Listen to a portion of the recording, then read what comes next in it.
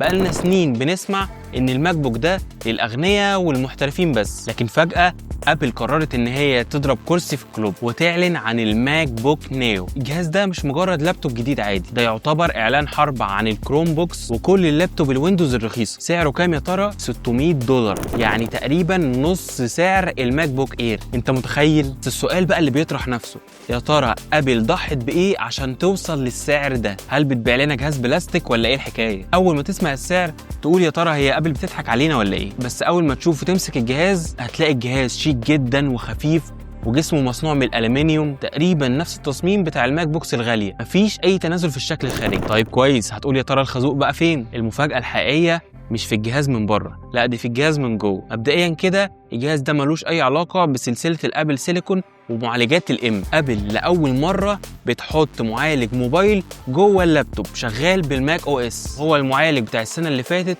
اللي كان في سلسله الايفون 16 برو، معالج الاي 18 برو هو اللي بيشغل اللابتوب بتاعك. يا ترى ده معناه ايه؟ معناه ان احنا قدام تجربه غريبه جدا، لابتوب جواه معالج موبايل شغال بالماك او اس. لو عايز تشوف باقي الفيديو عن الماك بوك نيو هتلاقيه على القناه على اليوتيوب، موجود بقى في الكومنتات في البايو، يعني دور عليه كده. سلام.